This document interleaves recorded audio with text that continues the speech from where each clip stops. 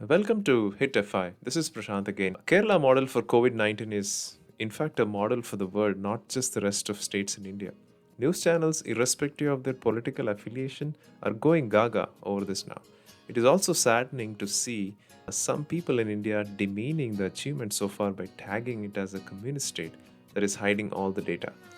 Let me show you something quick so that you can decide for yourself like who is actually hiding data and who is being more transparent here. Let's take a look at this Government of Kerala dashboard. Pretty sleek, as you can see. So, you have a dashboard, pretty simple. You just can actually go through everything interactively. Every number is reported in a very, very elegant way. As you can see, it's not that typical government website that we have in India with a lot of colors and big hoardings and some scrollers and all that, right? So it is pretty slick, as you can see, and it is developed within Kerala for that matter. So you can see pretty interactively, pretty slick. I'm sure they use some state-of-the-art BI tool for this. Yeah, then you have all the quarantined numbers, very well represented. Total under observation, and they also have reports like how many were hospitalized today, right? Yeah, let's also look at the test results, right? So test results, very, very elegant here. It is actually reporting every day how many tests were done, how many results got. What I found interesting is I don't think I found anything similar to this in other states in India or maybe even other countries. You see these sections like community kitchen, destitute rehabilitation, social volunteer force, psychosocial support. Can you imagine any other state or country doing all this?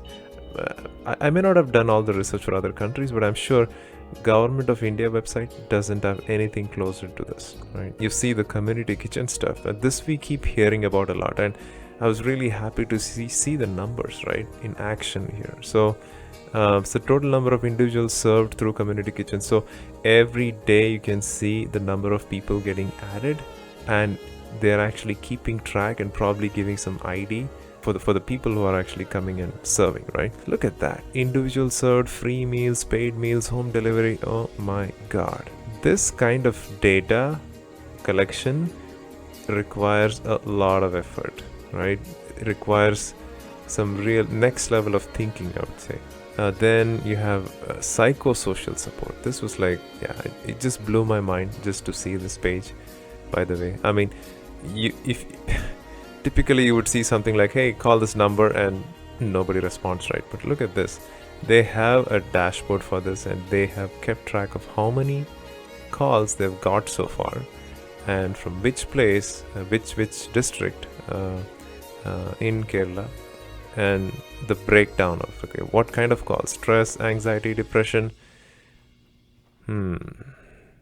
I'm just totally blown away, right?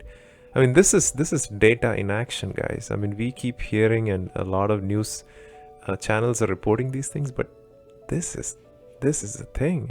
You can see everything, right? Let's look at other couple of interesting pages. One is destitute rehabilitation.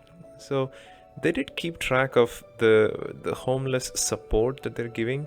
I think majority of this refers to the the guest laborers that Kerala has from UP, Bihar, and other states.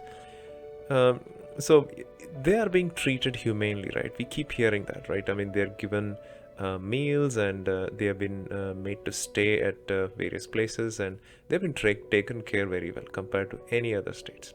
And we hear horrible stories, right? We see horrible pictures and videos of a lot of guest laborers walking back home from Maharashtra or Delhi or a lot of places. So it's horrible, right? But Kerala has been exceptional in this. So look at the way they have tracked it, and at corporations and municipality levels and gram panchayats, they have kept track of how many people they helped out in rehabilitation.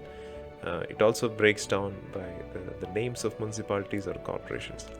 Amazing work, guys. Then Psychosocial support, I think we touched a little bit before, but here is where it actually breaks up, right? They're giving targeted support. Uh, any of these category people, right? They can call and they're given support. I don't know what kind of support it is, but what's interesting is they've categorized, right, based on mentally ill patients or on treatment, the parents of children with special needs. This is so important, guys. I mean, during these times, like people who are well off and they don't have any health issues, or people, the families are doing okay. It's so easy to forget, right? This category of people, and they do need help. There are a lot of elderly people living alone in homes. Then you have a lot of guest laborers, right? That's what I touched before. They all need help. So this just gives that full breakup of what they did. This is the progress report, right? That we want from any government. And I don't think this is all because of the communist government or Congress government. Kerala is like that. It is in the gene of Kerala, right? To be like this. There is, in North India, we keep hearing of this word JUGAAD, right? JUGAAD is not a thing in Kerala. Malayalis don't know what JUGAAD means. There could be exceptions, obviously, right? This is not just Malayalis, guys. There are a lot of IAS officers from North and other states around India. They're all equally playing their part in Kerala. It's just that system just encourages them to do that, and they are actually on the ground helping people just wearing a mask. So that's the spirit, right? So incredible, right? Incredible. I don't think there is any other state that can come close to Kerala. I mean, maybe if they are maybe at that 50 percentile of what Kerala has achieved, that is amazing enough for me, right? All right, I thought it'll be unfair if I just talk about Kerala dashboard and just move on, right? Then I thought, okay, what's a state which should have the best dashboard, right, in India? Because Karnataka or Bangalore is the IT capital, and you would expect that they should have some real cool dashboard. I cannot complain too much, but this whole design seems like somebody wanted to show off that they can play with colors, right? I mean, they can make a colorful website, and look how misplaced the colors are, the fonts are, and all that I see is like 2 dashboards, and it doesn't even convey anything. Okay, total versus in-hospital trend. That's it. And again, daily new patient versus recovery. That's all, right? I mean, it almost seems like this is JUGAAD, guys. This is JUGAAD, right? Where they know that nobody's gonna bother come and look at these websites because there are other ways to look at data, right? So just do this shabby job.